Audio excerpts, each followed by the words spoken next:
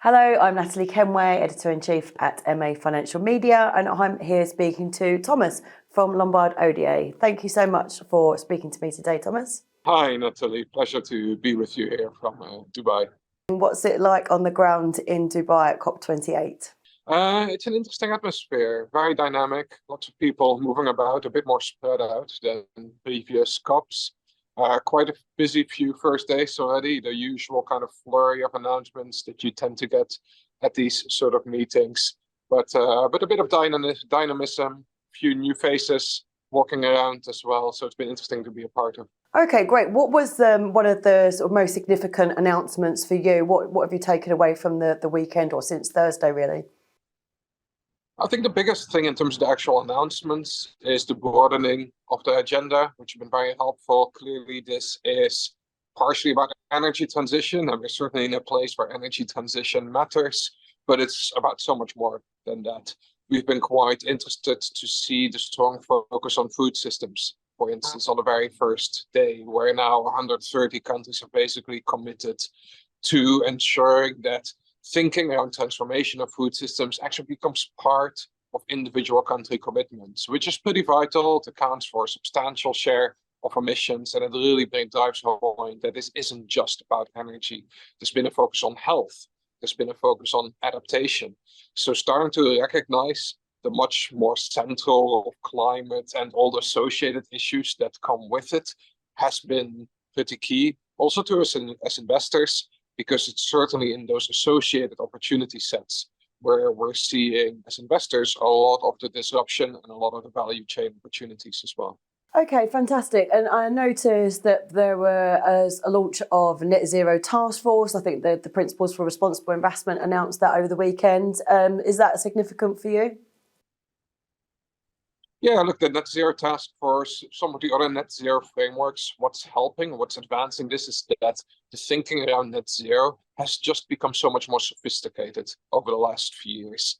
A few years ago, to the whole finance industry, the whole concept of net zero was new. People were getting confused about the difference between positive, negative emissions, what net really meant, where do offsets play in, where do real emission reductions actually fit in.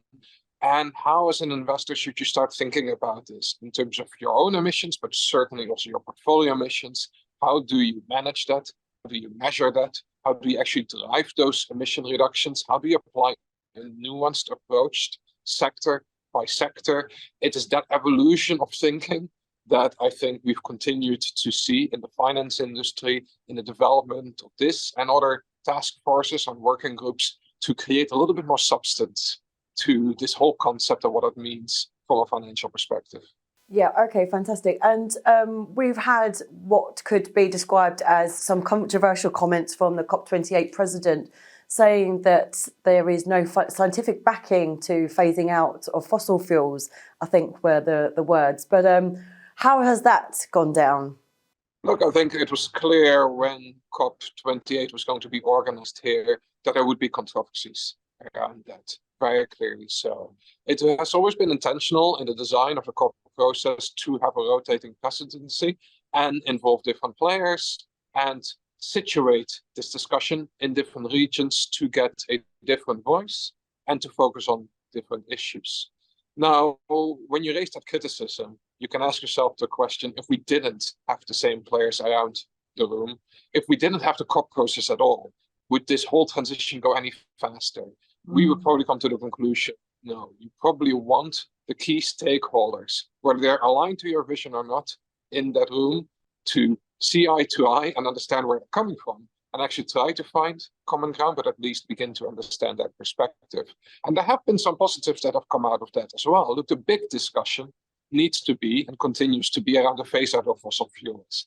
And in our view, well, the science is clear, but to us also the economics. We believe that energy transition is happening and will happen because the economic case for a move to an electrified economy powered by green renewables is actually very compelling to us. But that doesn't mean that at the same time, while we still have a reliance on fossil fuels, we don't at the same time need to work towards some commitments to making that production more efficient as well, because around 15% of emissions actually are linked to the production of oil and gas. So if at least we can come out of COP with some targets around that, then that would be a win in my book. Okay, and finally, the last question I wanted to ask you was about nature and biodiversity, as I know that that's a big focus for Lombard Odier. Have you seen many announcements around that? As far as I've seen, there aren't too many just yet. So the food piece was actually pretty critical to that. Look, the food agenda and the nature agenda are very closely tied up, because as soon as you look at broader environmental challenges besides emissions, the food system is pretty central in that. And for emissions too, around 1/3 of all emissions come from the food system and the land system as a whole as well. So simply that core focus there has been pretty key. And in addition, over the first few days, we've seen commitments, announcements around finance for nature from France. We've had new commitments from Brazil and other places. So we've had the usual signaling of good intent. From our perspective, what has been interesting to see is getting some very different stakeholders in the same room talking about common solutions, particularly around nature-based solutions, where we've seen finance, operators on the ground, together with more public finance sources, come in, discuss the opportunity set, the rationale, how you would actually implement the deployment of capital at scale to nature-based solutions, the different kinds of solutions that are actually out there, the level of financing you need, and the real value chain challenges that you need to overcome to drive that. For us, it's an area that we're hugely interested in, because we understand just how central it is to an entire environmental question. And also what a compelling new economic model, nature-based bioeconomy, can actually give you. A model that's not based on extractive value chains, but value chains that are actually self-sustaining, where you still generate real economics flows, provisioning services, whether you're generating food or timber, or ecosystem services like carbon sequestration, and where the markets are starting to develop to actually price that in and give investors a return on their capital. It's these kind of discussions that we're now starting to have, and those are hugely exciting to us. Okay, great. Well, thank you so much for that, Thomas. Really great to hear about how everything is going on the ground, and enjoy the rest of your time at the conference. Thank you so much. Pleasure to speak.